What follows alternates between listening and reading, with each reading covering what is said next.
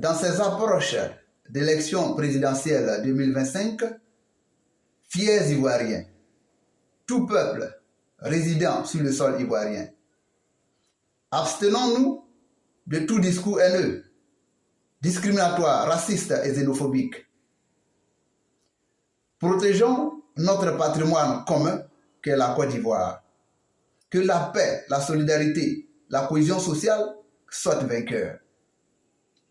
Les hommes politiques passent et notre patrimoine qu'est la Côte d'Ivoire demeure. Nous avons besoin de confrontation d'idées et non de personnes. Ceux qui nous ont éduqué la démocratie, les Occidentaux, ils nous en ont montré l'exemple. Le président Nicolas Sarkozy a été président de la République de France. Il n'est pas pourtant français d'origine. Le président Barack Obama est un Peul.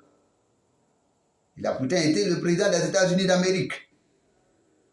La dame Kamala Harris, qui s'est présentée aux élections présidentielles 2024 contre Donald Trump, elle est à moitié indienne et à moitié jamaïcaine. C'est parce qu'elle est femme. Les Américains n'ont pas voulu une femme à la tête des États-Unis d'Amérique, sinon elle battrait Donald Trump.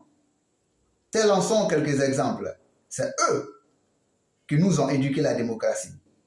Alors fiers Ivoiriens, tout peuple vivant en Côte d'Ivoire,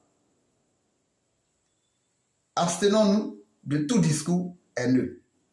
Je lance cet appel à tous nos hommes politiques et surtout à l'opposition. Tenez pour nous des discours paisibles et pacifiques. Nous n'avons plus besoin de troubles. Les Ivoiriens ont trop souffert dans cette histoire de politique. Nous sommes à la recherche de la solution. Et la solution, elle peut venir d'un autochtone, comme elle peut venir d'un allotone.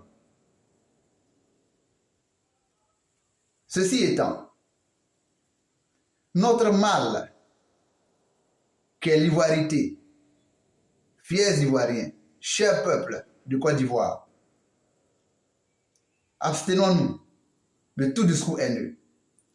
Notre mal, qui est l'ivoirité, qui n'a de cesse de nous enfoncer. Chers Ivoiriens, que la paix, privilégions la paix, l'unité et la cohésion sociale dans ces approches d'élections présidentielles. Chers politiciens, vous êtes entrés dans l'histoire et la nouvelle génération vous regarde. D'une manière ou d'une autre, vous êtes déjà entrés dans l'histoire. Pensez au futur du pays. Pensez à nos enfants. C'est l'appel que je lance à tous les hommes politiques de notre cher pays, la Côte d'Ivoire. Que la paix, l'unité nationale et la cohésion sociale soient vainqueurs